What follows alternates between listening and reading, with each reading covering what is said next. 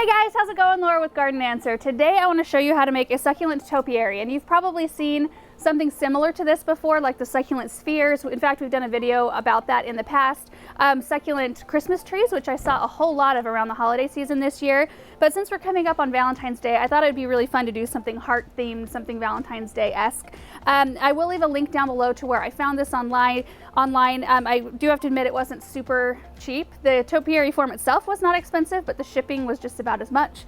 So what I would recommend you do is check your local garden center. Oftentimes they'll have a huge selection of different type of forms like this.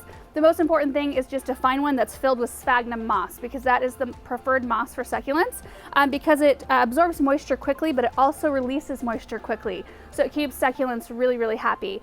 And this project is actually pretty simple. It's very few steps. So I'm just gonna get right into the project. All right, so grab a bowl of water and submerge your topiary form. Now you'll notice I used warm water, but that's totally unnecessary. The greenhouse is just a little chilly and I thought warmer water would feel better on my hands. So just pretend like you can't see the steam. After a few minutes in the water, give your topiary form a place to drain. Usually this takes about 20 to 30 minutes. You want your topiary form to be damp, not dripping. Then you want to grab your succulent cuttings, and I got these beauties sent to me from Leaf and Clay. I'll put a link down below if you want to check them out. I'm using an assortment of various succulents ranging from about 1 to 3 inches in diameter. You'll also want to grab some sort of poking device. I'm using a couple different sizes of screwdrivers and also some greening pins, which I'm going to use to hold some of the succulents in place. So grab your screwdriver, insert it into the topiary form to create a little hole, then insert the stem of your succulent and use a greening pin to hold it in place if needed. You'll notice as I put in the succulents on the top half of the topiary form, I don't use greening pins because gravity is sort of helping me out and they stay put for the most part. Once I get to the lower half though, you'll see that I insert the greening pin around the stem into the form to help hold the succulent in place.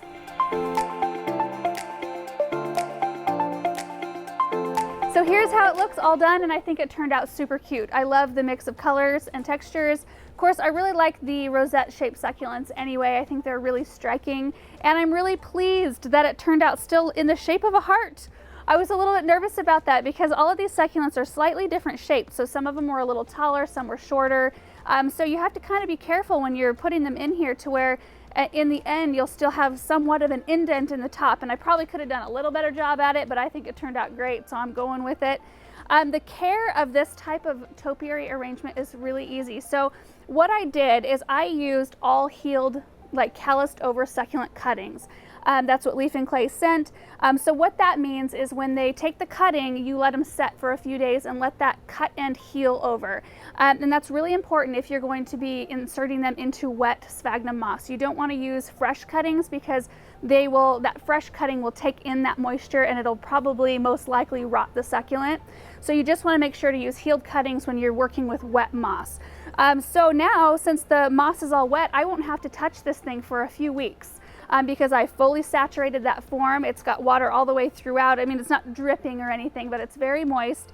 And these succulents won't need a whole lot of water because they're not actively growing. All they're going to be doing for the next month or two is trying to form new roots. And that's how come we can get so many months out of an arrangement like this, because they sit there for a few months just forming roots.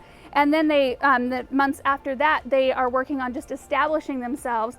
And then after that time, they'll start putting on growth. So you could get feasibly up to a year out of an arrangement like this, which I know is crazy to think when you see how full it looks, but they actually, the growth rate slows down dramatically when they're put in such close quarters too. So when they actually start putting on growth, they won't grow quite as quickly because they don't have as much room. So when it gets to a point where I feel like I need to water it, which will probably be in a few weeks, I'm not going to fully submerge this thing yet until I know all the succulents have rooted into that sphagnum moss. I want to make sure they're all really tightly rooted before I go and submerge it down in a bucket of water. So what I'll do is I'll just set it in the sink, and you could do this anytime, whether or not they're rooted or not. Just set it in the sink, and then I can either use the faucet or a syringe or a spray bottle, just anything to where you can direct the water down to that moss. You just want to saturate that moss. It doesn't take very long to do that. So you just want to for a few minutes, just run some water over it, let it saturate, drain, and then you can put it back to where you were displaying it. And if you live in a really humid climate, or if you've got it somewhere like outside, which this type of arrangement I probably wouldn't display it anyway in my area outside, because well, right now we're in the middle of winter, so they would all die. in the summer it gets so blazing hot that this thing would be dried out every single day, and we have lots of wind and things. So I think that this is an appropriate arrangement to keep inside. So I probably would water it in my area every 10 to 14 days or so. Your area, like I said, if you've got more humidity, you may not have to water it quite as often, so you just kind of have to judge based on where you live. And then you want to put this in a spot that gets at least 4 to 6 hours of morning sunshine. So if you've got like a southern facing window, or just any window that's really bright, that's where you want to put it. And you do want to make sure that you rotate this thing. So if you've got this side facing the window, you've got to make sure that you're rotating it about like maybe once a week, or every time you water it. Rotate it so that the other side sees the sun as well. Otherwise, all the succulents on this side will start to elongate, or etiolate is what that's called. They elongate because they're searching for light. So they'll start to grow out this way, and then they'll start to reach for the light this way, and it'll look really messy and you won't like it. So just make sure to rotate your arrangements. That's important of any houseplant that you put inside, and then it'll keep a nice look to it. If I ever notice that my plants aren't getting enough light, like in the winter time, we don't have as long of days, and a lot of times it's overcast like it is right now, and they need that bright light, oftentimes I'll put them under a grow light during months like that, because I want to save the succulents. I would rather have them under a grow light somewhere where they're getting proper care than have them in a window, you know, even where I'll see them more often, but they won't get the type of light they need. So anyway, I think that this was a really fun project to do for Valentine's Day. I always try to find at least one thing to do that's heart-shaped, but again, you don't have to do a heart-shaped arrangement. Topiary, you can do whatever you want: trees, stars, spheres, whatever shape you can find. In fact, I found a 36-inch elephant that I think would be so cool to have outside in my garden and plant some hardy succulents in it. So maybe one of these days I'll get around to doing a project like that. But I hope you guys enjoyed watching this one come together. I hope you're having a great day, and we will see you in the next video. Bye.